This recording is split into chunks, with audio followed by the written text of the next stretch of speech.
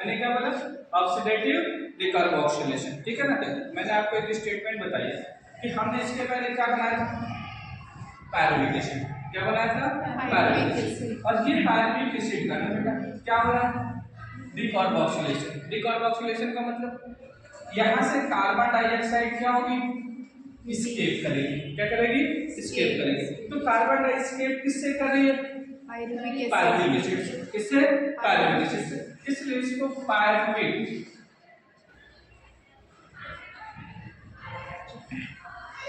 Decarboxylation के भी नाम से जाना जाता है। इसके नाम से डिकार्बोक्सिलेशन के नाम से भी जाना जाता है। और इसको लिंक रिएक्शन भी बोलते हैं। और ऐसा इसलिए बोला जाता है क्योंकि ये क्रेब्स साइकिल, क्या बोला, क्रेब्स साइकिल और ग्लाइकोलाइसिस के बीच का क्या होता है, रिएक्शन होता है। क्या होता है, रिएक्शन होता है। ये जो प्रोसेस है ना बेटा, हमेशा ऑलवेज अकर इन आउटर माइटोकॉन्ड्रियल स्पेस। माइटोकॉन्ड्रिया के किस स्पेस में होता है, आउटर स्पेस में होता है, ठीक है ना, आउटर स्पेस में होता है, ठीक है ना। हमने अपने पास क्या था, पायरुविक एसिड। क्या था, पायरुविक एसिड। पायरुविक एसिड से क्या निकला, CO2। क्या निकला, CO2। साथ ही साथ बेटा यहाँ पे NAD जो प्लस है ना, वो कन्वर्ट होता है किसमें, NADPH। किसमें कन्वर्ट होता है, NADPH2 में। और ये हमारा प्रोडक्ट जो होता है वो क्या होता है, ACP कोएंजाइम E। प्रोडक्ट हमारा क्या होता है, एसिटिल कोएंजाइम A। क्या होता है, एसिटिल कोएंजाइम A। लेकिन दिमाग में आपको बैठाने वाली चीज, इस प्रोसेस को बेटा कंट्रोल किया जाता है पायरुवेट डिहाइड्रोजिनेज एंजाइम से। किससे कंट्रोल किया जाता है, पायरुवेट डिहाइड्रोजिनेज एंजाइम से इसको क्या किया जाता है, कंट्रोल किया जाता है। साथ ही साथ बेटा यहाँ पे बहुत सारे फैक्टर भी काम करते हैं, जैसे मैग्नीशियम आयन। जैसे मैग्नीशियम आयन। एक और होता है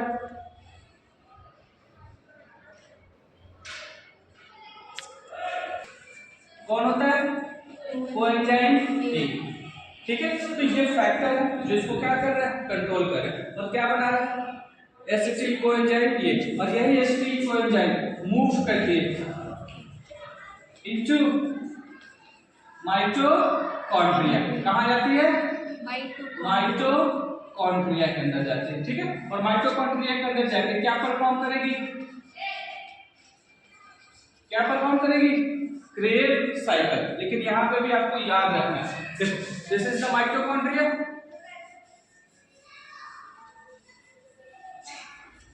माइटोकॉन्ड्रिया है, ठीक है। और ये पूरा हमारा सेल है।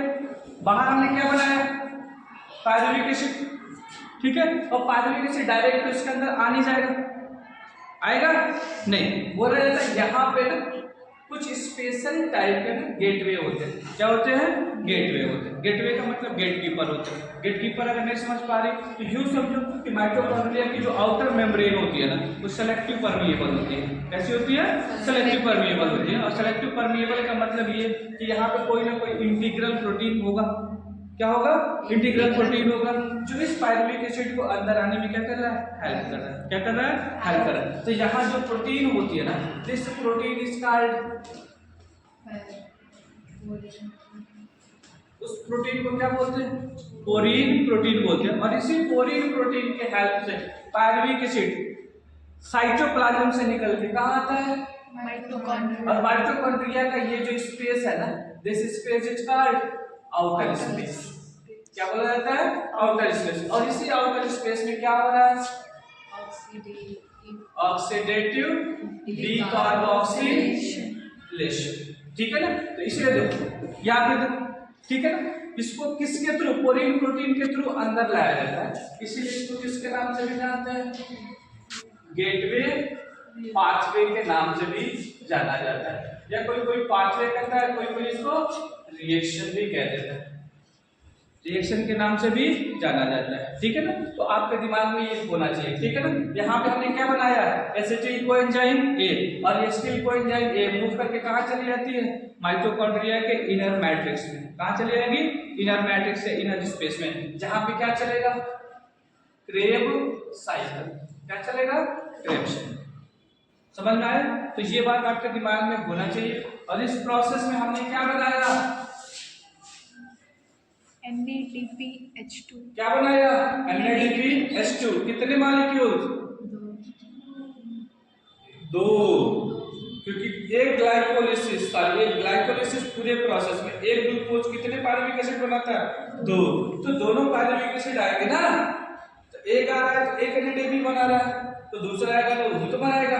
तो टोटल कितने NADPH2, 2 NADPH2। बेटा आपको इस बात का इंफॉर्मेशन होना चाहिए कि एक ग्लूकोज मॉलिक्यूल जब टूटता है ना तो एटलीस्ट 36 या 38 ATP का फॉर्मेशन करता है, ठीक है ना, कितने, 36 या 38 ATP का फॉर्मेशन करता है। और ये 36 और 38 इसलिए बोला जा रहा है क्योंकि यूकैरियोटिक सेल्स के अंदर, या हम लोग अपनी बात करें ना तो हमारे अंदर सटल सिस्टम चलता है। क्या चलता है, सटल सिस्टम, जो आगे मैं इस चैप्टर में आपको डिस्कस करूंगा, ठीक है ना। तो जब NADPH2 एक्सचेंज करने के लिए जाता है ना, बोला ना कि एक NADPH2 कितने ATP बनाता है, 3। तो जब सटल सिस्टम से होकर चला जाता है तो 2 ATP का लॉस हो जाता है, नहीं तो अदरवाइज 30 ATP बनता है। जैसे प्रोकैरियोटिक सेल्स है ना, और उसके अंदर अगर एरोबिक रेस्पिरेशन हुआ तो टोटल कितने ATP बनाएगा, 38। हमारे अंदर भी कितना बनेगा, 38, लेकिन डिपेंड करेगा कि किस सटल सिस्टम से जा रहा है। हमारे बॉडी के अंदर 2 सटल सिस्टम होता है, ठीक है ना। तो दोनों में से एक जो होता है ना वो कमीशन खाता है, ठीक है ना। तो जो कमीशन ले लेगा तो 2 ATP का क्या हो जाता है, लॉस हो जाता है, अदरवाइज 30 ATP बनता है, ठीक है ना। तो 36 या 38 आपके दिमाग में होना चाहिए, ठीक है ना। समझ में आ रहा है ना। तो 36 हम ATP को जब काउंट करेंगे ना लास्ट में, तो हमारे लिए यही चीजें दिमाग में रहनी चाहिए, ठीक है ना। कहाँ पे ATP बनाया, कहाँ पे NADPH2 बनाया, कहाँ पे GTP बनाया, कहाँ पे FGD बनाया, समझ में आ रहा है ना। तो ये चीजें दिमाग में रहेगा तभी हम काउंट कर पाएंगे, अदरवाइज काउंट नहीं कर पाएंगे। क्लियर है ना मेरी बात, ठीक है। तो this is all about oxidative decarboxylation. Copy करो।